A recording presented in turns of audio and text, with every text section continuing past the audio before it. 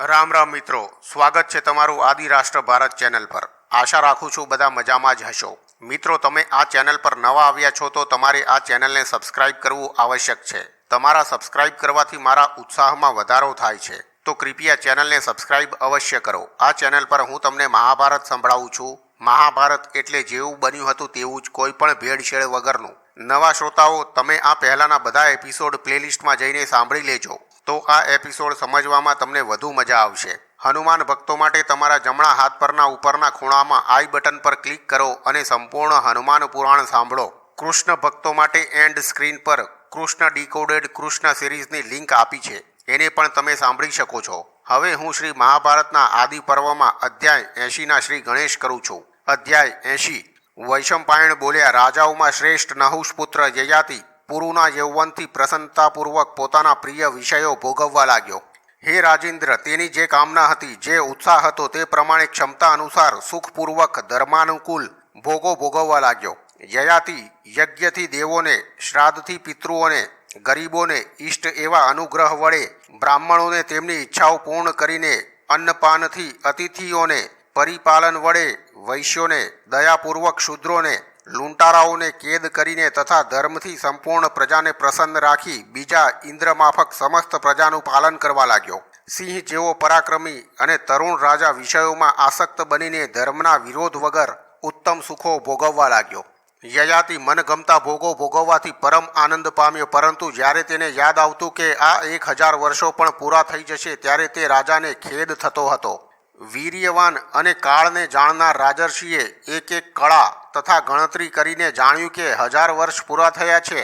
ત્યારે પોતાના પુત્ર પુરુને બોલાવીને કહ્યું, હે શત્રુને પીડનાર પુરુ, હું તારા યૌવનથી અભિલાષા અને ઉત્સાહ સાથે યોગ્ય સમયે વિષયોને ભોગવી ચૂક્યો છું। હે પુરુ, તું મારું પ્રિય કરનાર પુત્ર છે। હું તારી ઉપર પ્રસન્ન છું। તારું કલ્યાણ થાય। તું તારું યૌવન લઈને આ રાજ્યનો સ્વીકાર કર। ત્યાર પછી નહુષના પુત્ર યયાતિએ પોતાની વૃદ્ધાવસ્થા પાછી લઈ લીધી અને પુરુએ પોતાનું યૌવન પ્રાપ્ત કર્યું। રાજાએ આ સૌથી નાના પુત્રનો રાજ્ય અભિષેક કરવાની અભિલાષા વ્યક્ત કરી। ત્યારે બ્રાહ્મણ વગેરે ચારે વર્ણોએ રાજા પાસે આવીને કહ્યું, હે પ્રભુ, શુક્રની પુત્રી દેવયાનીથી જન્મેલા મોટા યદુને પડતો મૂકીને પુરુને શા માટે રાજ્ય આપવા ઈચ્છો છો?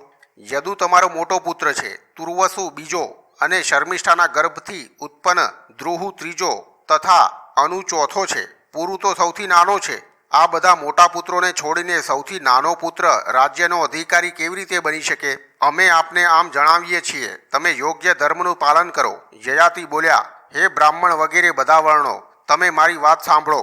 હું કોઈ પણ રીતે મોટા પુત્રને રાજ્ય આપવાનો નથી। મારા મોટા પુત્ર યદુએ મારી આજ્ઞા પાળી નથી। જે પુત્ર પિતાને પ્રતિકૂળ આચરણ કરે છે તેને સત્ય પુરુષો પુત્ર માનતા નથી। જે પુત્ર માતા અને પિતાની આજ્ઞા પ્રમાણે ચાલે છે, તેમના હિતમાં રહે છે તથા માતા પિતા પ્રતિ પુત્ર પ્રમાણે વર્તે છે, તે જ ખરો પુત્ર છે।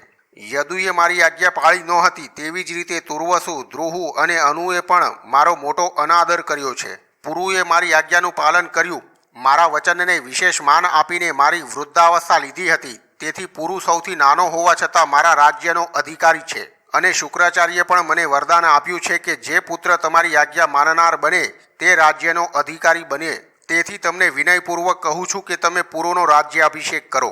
પ્રજા બોલી, હે પ્રભુ, જે પુત્ર ગુણવાન હોય, હંમેશા માતા પિતાનો હિતકારી હોય, તે નાનો હોવા છતાં શ્રેષ્ઠ ગણાય છે, તે જ સંપૂર્ણ કલ્યાણને પાત્ર છે।